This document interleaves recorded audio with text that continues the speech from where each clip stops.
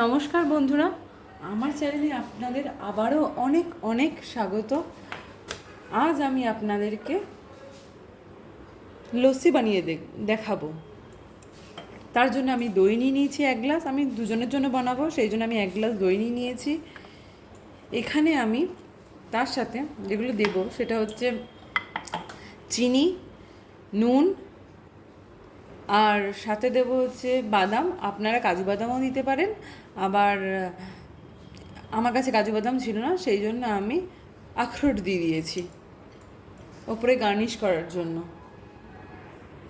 আমি মিক্সার গ্রাইন্ডারে এগুলোকে ব্লেন্ড করব। তো তার জন্য দইটাকে আমি মিক্সার গ্রাইন্ডারে দিয়ে দিচ্ছি। সাথে আমাকে দিতে হবে জল, মোটামুটি 1 গ্লাস দই সাথে 1 গ্লাস জল। এই গ্লাসের 1 গ্লাস জল আমি এটার মধ্যে দিয়ে দিলাম, দইটাকে ধুয়ে দিলাম যেটুকু লেগেছিল। এবারে আমি থাকা চিনিটাকে দিয়ে দেবো, আর নুন দিয়ে দেবো অল্প পরিমাণে। এবারে আমি এটা মিক্সার গ্রাইন্ডারে ব্লেন্ড করে নেব। আমার মিক্সারটা রেডি হয়ে গেছে। এবার আমি এটাকে ঢেলে দেবো গ্লাসের ভেতরে সার্ভ করার জন্য। আর আমি ওপর থেকে একটু গার্নিশ করার জন্য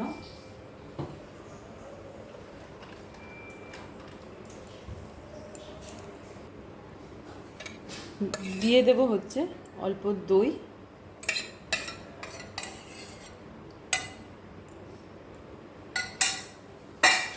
যেহেতু এখন খুব গরম পড়েছে তাই জন্য আমি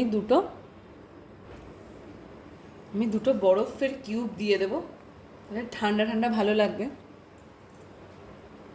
আর সাথে দিয়ে দেবো আখরোটগুলো, এই আখরোট যেগুলো রেখেছি সেগুলো ওপর থেকে দিয়ে দেবো, আর চাট মশলা একটু ওপর থেকে ছড়িয়ে দেবো।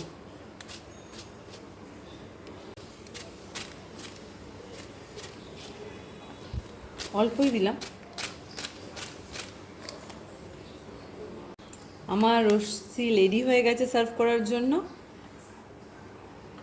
আপনারা যেহেতু খুব গরম পড়েছে, গরমকালে বা এরকম ভাত করে, তো এগুলো অফিস থেকে আসার পর যে কেউ খেতেই পারে,